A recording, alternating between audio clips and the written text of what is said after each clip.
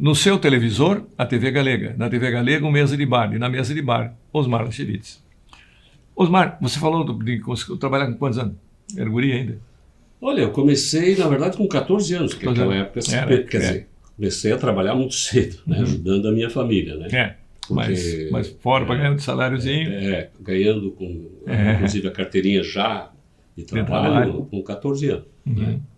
E aí comecei no comércio. Comecei nas lojas Adrosne, que depois virou Lojas Utilar. Era um concorrente do Herno Macedo, Prosdóximo, etc. Da família Zadrosne, né? E ali eu iniciei a minha atividade como office boy, depois escritório, aí a parte administrativa e tal, até o Exército, né? Então, com 18 anos, aí fui para o 23BI. E nessa época, eu fazia parte da UB, da União Blumenauense de Estudantes, com Dalton dos Reis, Luiz Antônio Soares. E a UB tinha um programa de rádio na Rádio Alvorada. Sim. E assim, a minha primeira experiência com rádio foi ali. Mas antes disso, tinha trabalhado na Igreja Católica, lá da Rua Progresso, Paróquia Santa Isabel, como locutor das festas. Não tinha animando a festa, alto-falante e tal. Para a menina de vestido vermelho. Isso. O correio, né? O correio amoroso, o correio do coração. Então, ali foi a minha primeira experiência com o microfone. Depois, na UB, e enquanto eu estava ainda próximo do Exército, ainda não estava no Exército, eu entrei no movimento escoteiro, no grupo de escoteiros Leões. E nós conseguimos um programa na Rádio Clube, Escalando a Montanha, né? E esse programa, então, era feito sábado à noite, e eu e o Rodolfo Sestrenha apresentávamos, né? E aí, o Nelson Rosenbrock, Edmilson de Souza, mas o Osmar tem uma boa voz, esse rapaz podia trabalhar com a gente. Então, quando eu saí do Exército, aí o Nelson chegou e disse, olha, quer trabalhar conosco? E acabei acertando com o Nelson. Começando na PRC4. Comecei na PRC4, como locutor de cabine, aquela coisa de fazer os comerciais. Trabalhei com o Tangará, se lembra do Tangará? Que tinha um programa... Tangará, as Irmãs Pera. Para os ouvintes. É verdade, era um artista da época. Ele tinha um programa às 5 horas da manhã. Era um programa sertanejo, a música sertaneja de raiz, né? Não é e todo dia 5 horas da manhã estava firme lá. E aí eu fazia a parte da locução comercial. Depois começou a aparecer os programas que eu fui apresentando. O Nelson dizia, você vai ser o meu sucessor. Mas eu não concordava muito com os métodos dele, porque o primeiro programa que ele me deu para tocar era um programa que falava direto das casas dos ouvintes, como ele tinha o picape da frigideira. O meu era à tarde, chamava-se A Vitrola do Seu Vitrola, que ele botou o nome dele. O picape da frigideira fui eu que dei o nome. Pois é. Fui eu que dei lá. Mas nessa época você estava na Clube. Eu estava na Difusora. Na Difusora. Mas ele veio falar comigo, disse, eu vou fazer um programa lá, não sei que nome. Eu lá na Bandeirantes tem o picape do pica-pau, faz o picape da frigideira que as mulheres estão fazendo o almoço. Ele botou e pegou, né? Pegou. Mas o que eu sempre fui muito atraído pelo jornalismo, né, Pimpão? Eu sempre gostei. Aí, o que aconteceu? Nereu dominava o jornalismo de Blumenau, né? Tinha um grande jornal do ar, ao meio-dia, e a Rádio Blumenau tinha o único jornalismo dela, o único programa de jornalismo, era o Repórter Catarinense com Reinaldo Ferreira, né? Era um estouro de audiência também. Mas ao meio-dia a Nereu era imbatível. E aí o Nelson achou que, não, precisamos ter cobertura, fazer um jornalismo mais dinâmico e tal, e trouxe o irmão dele, o José Renault, que trabalhava na Rádio Tubá, eu acho, de Tubarão. E ele veio para comandar o jornalismo. E aí eu então me posicionei e disse, olha, eu gostaria mesmo era de atuar na área do jornalismo, apresentar noticiário, né?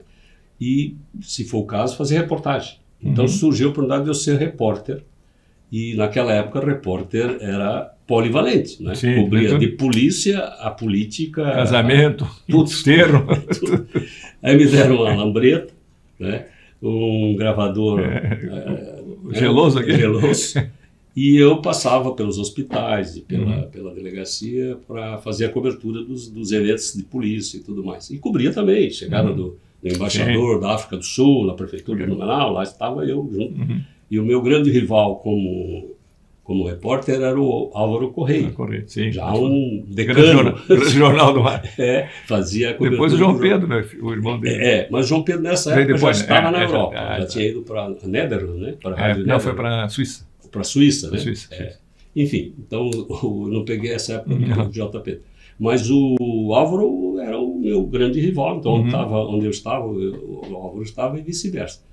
E assim tocamos um bom tempo, até que em 67 surgiu a Rádio Blumenau, a última das AM. Do Ayrton. Com Ayrton Rebelo. Como é que o Ayrton conseguiu aquela concessão, né? Ou ele comprou, sei lá? Não, eles conseguiram. Na verdade, veja, nós estamos falando de 67, regime militar. Então, ele tinha um irmão, que era o Horácio. Horácio deve ter dado uma mão para ele.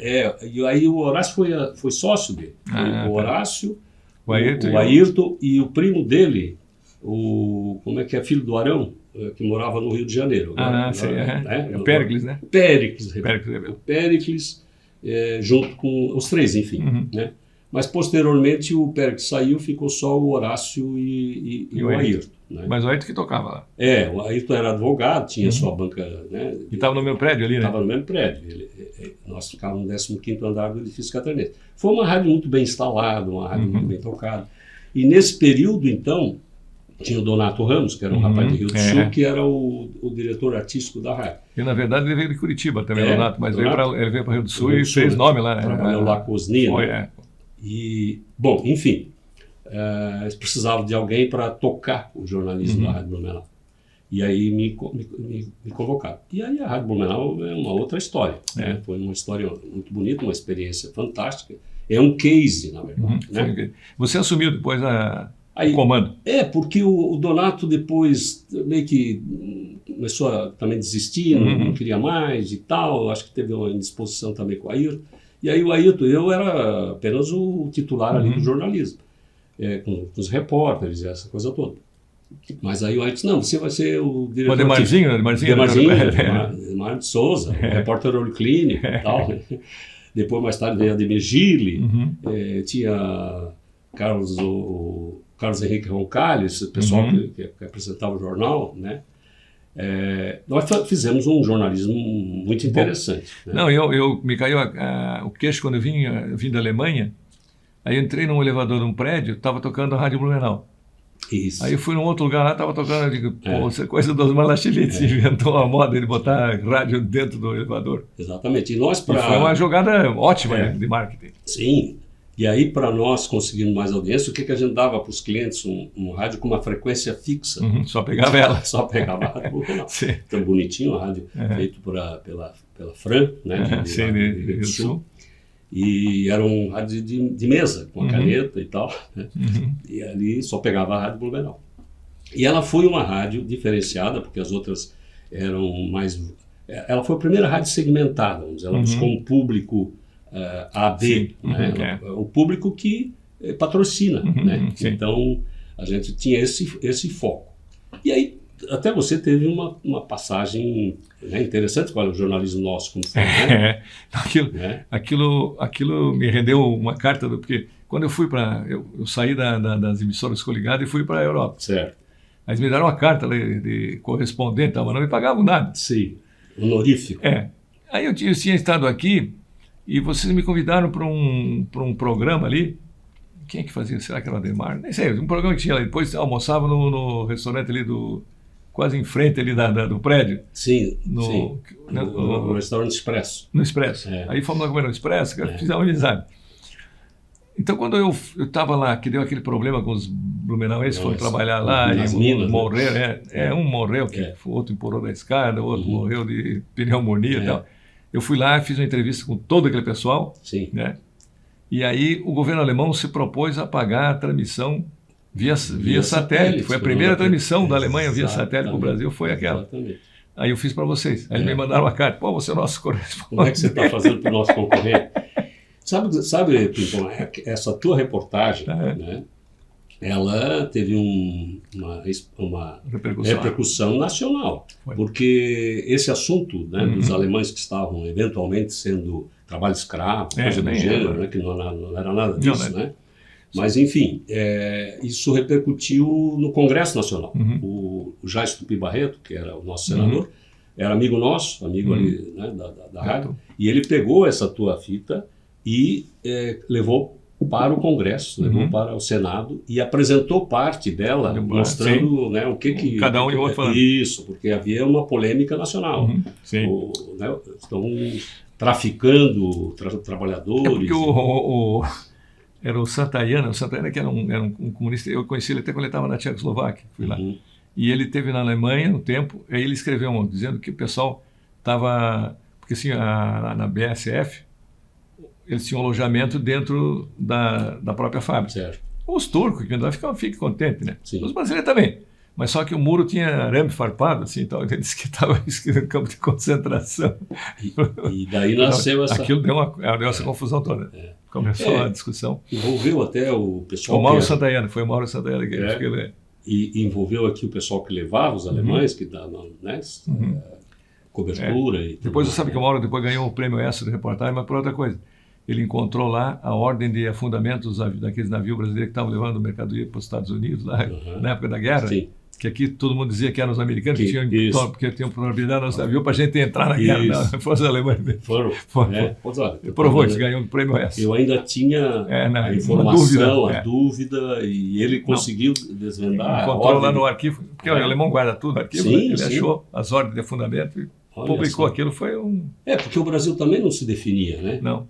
De apoio, né? Não. Se bem que o Getúlio estava em cima do muro, como mas o nosso exército, Perón, né? Nosso exército tinha uma formação meio nazistazinha, assim, né? Tinha os comandantes que, se fosse para entrar, gostaria de entrar, mas melhor é não se meter para não ser tão complicado.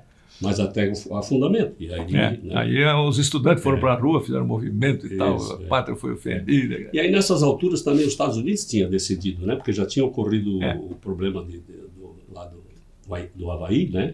Sim. Base americana lá, e aí ele também entrou, né? Entrou lá, entrou contra o eixo, né? Mas enfim, então essa reportagem, como eu disse, foi de grande repercussão. A rádio continuou muito bem nisso, mas posteriormente o meu foco passou sempre para o lado da propaganda, do marketing, né? Não, mas tem mais uma coisa que tem que contar ainda. Foi aquela reportagem que foram fazer em Miami. Sim. Porra, foi uma novidade, nunca tinha acontecido isso aqui, né? Outra coisa. A Vera Fischer eleita Miss Brasil ia disputar o Miss Universo. Foi você e quem? Foi eu, o Ayrton e o Ramiro Gregório, da Rádio Cultura, porque nós formamos uma rede. Uma rede, sim. Então, formamos uma rede. Rede catarinense. Com a Rádio Guarujá, que era a emissora de ondas curtas, então isso permitia, porque naquela época havia grande dificuldade ainda de linha telefônica, então convidamos o pessoal da Rádio Guarujá, porque aí ela entrava, cobria no estado todo, vamos dizer, né, mesmo sendo ondas curtas, e formamos então um pool de emissoras, nós 3 fomos para lá, e coincidiu nesse período que a gente estava, que o homem estava indo à Lua, né? Então foi em 69 e no mês de junho. Foram na NASA lá também. E aí acabamos acompanhando o lançamento da Apollo 11, fizemos alguns, digamos, boletins informando a chegada do homem na Lua e tudo mais, como é que foi o clima dele. Isso aí é uma repercussão aqui foi, né? E a Vera, na verdade, é uma coisa curiosa, né? O ouvinte pensar que se pode transmitir por rádio um concurso de beleza, descrevendo a beleza da mulher. Mas nós infernizávamos o Maracanãzinho, porque a gente ia para todos os concursos de beleza e acabava no final, quando era escolhida a Miss Brasil, como foi o caso da Vera, depois a Ingrid, né, Buda, a gente pulava na passarela e para entrevistar. Então, e eles já tinham, nessa época lá, já tinha televisão. Então a gente atrapalhava a televisão. E aí foi uma repercussão fantástica aquilo, né? Marcou a época, né? Marcou. Exatamente. Esse era o jornalismo da Rádio Blumenau, da Blue, né? A repercussão aqui foi como aquela vez que eu fui a São Paulo, quando veio o Lipke ao Brasil, fui lá para entrevistar o Lipke, e o Ademar de Barra serviu de meu intérprete, que ele falava fluentemente alemão, né? Sim. E o Lipke disse que ele gostaria muito de ter vindo a Blumenau, mas não deu, porque o avião dele é muito grande, não dá para descer no campo de pouso aqui e tal, né? Aí o pessoal que ficou feliz que ele não falou em Joinville, ele só falou de Blumenau. Mas vamos fazer uma pausa para rodar comerciais, porque depois nós vamos entrar na fase do marketing. Tá ok. Né? Perfeito. Que foi outra fase. É interessante, foi uma das primeiras agências de propaganda. Os nossos comerciais, a sua saúde. A nossa.